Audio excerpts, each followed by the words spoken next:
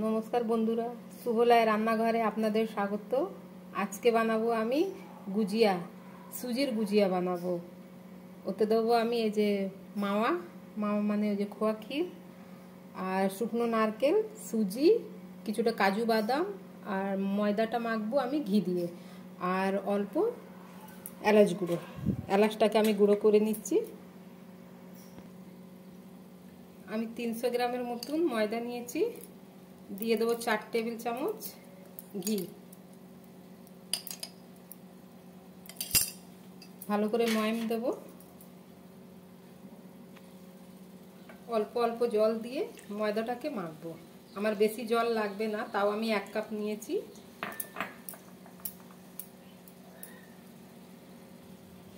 আমার ময়দাটা মাখা হয়ে গেছে, আমার 1 কাপ জল লেগে গেছে। এবার আমি 10 মিনিটের জন্য এটাকে রেস্টে রেখে দেব।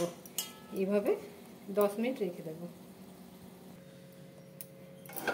আমি গ্যাস জ্বালিয়ে দিচ্ছি, প্যান বসিয়ে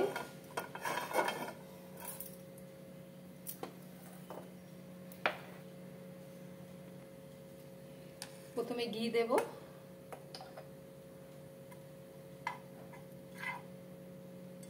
অল্প ঘি দিয়ে আমি এই বাদামটা ভেজে নিচ্ছি।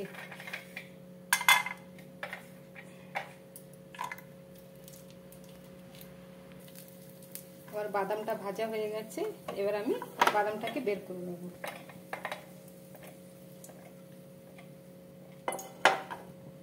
এতে আমি এই নারকেলটা ভেজে নিচ্ছি, শুকনো নারকেল।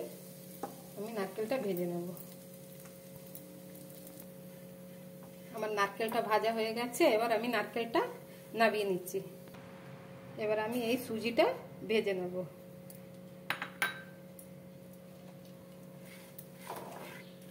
সুজিটা আমি লাল লাল করে ভাজবো না, জাস্ট একটু নাড়াচাড়া করব।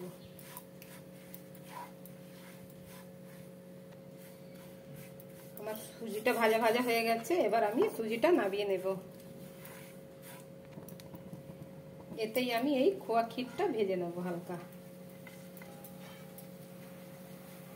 আমাকে শুধু এটা মেল্ট করতে হবে হালকা, বেশি ভাজবো না।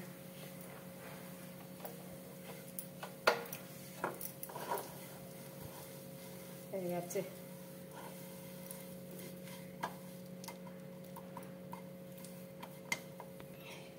এবার দিয়ে দেবো ভেজে রাখা এই সুজি আর নারকেলটা।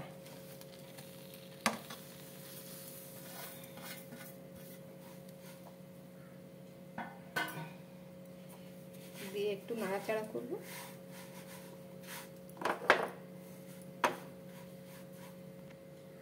আমি চিনিটা দিচ্ছি, চিনিটা আমি মিক্সিতে গুঁড়ো করে নিয়েছি। আমি ওই চিনিটা দিলাম, আমি আস্ত চিনি দিইনি। এখন ঝরঝরে লাগছে, কিন্তু চিনিটা মেল্ট হলে ওটা সেট হয়ে যাবে। আমার সুজিটা সেট হয়ে গেছে। এবার দিয়ে দেবো এতে কাজু বাদাম আর কিশমিশ, আর দিয়ে দিচ্ছি এই যে এলাচ ছাড়িয়ে রেখেছি, এলাচ। এবার এটা ঠান্ডা করে ভালো করে থালায় মাখবো হাতে। এইদিকে আমার ময়দাটা সেট হয়ে গেছে। এবার আমি আরো একটু ঠেসে নেবো ময়দাটা।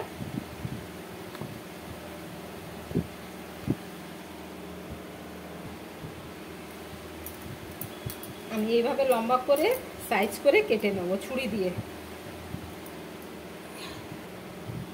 একটা ছুরির সাহায্যে আমি সব মাপ করে কেটে নিচ্ছি।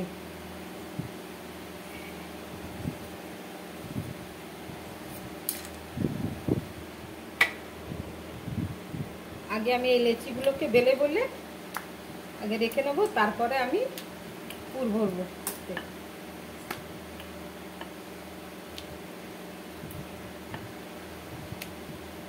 আমার এই ময়দাতে তেলও লাগাবো না, আটাও লাগাবো না। হয়ে গেল।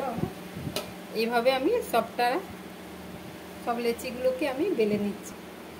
আমার এই লেচি বেলাটাকে এতে রেখেছি, রেখে আমি এই যে ভরবো।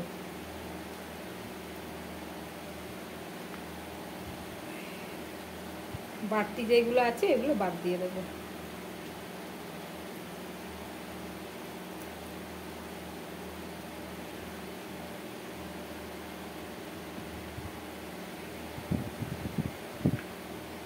আর একটা ওইভাবে করবো।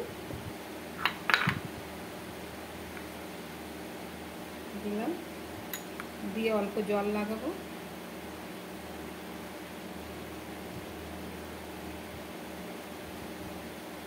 জল লাগিয়ে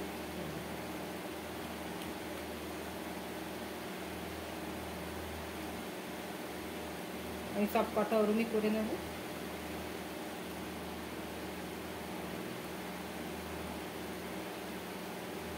হয়ে গেছে আমার গুজিয়াতে ভরা হয়ে গেছে, স্টাফিং ভরা হয়ে গেছে। এবার আমি এটাকে গরম তেলে ছেঁকে নেব।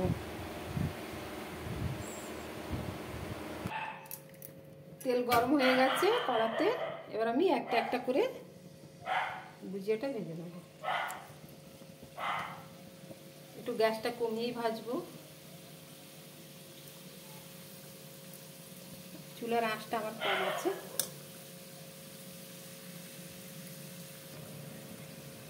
এই যে আমি উলট পালট করে ভেজে নেব।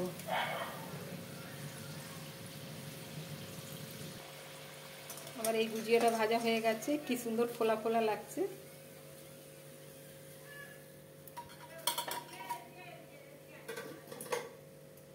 আমি সবগুলোকে এরমই একটা একটা করে ভেজে নেব।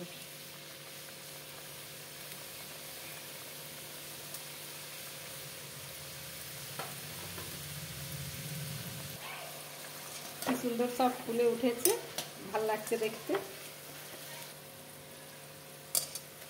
আমার সব গুজিয়া ভাজা হয়ে গেছে, এবার আমি সব তুলে নেব।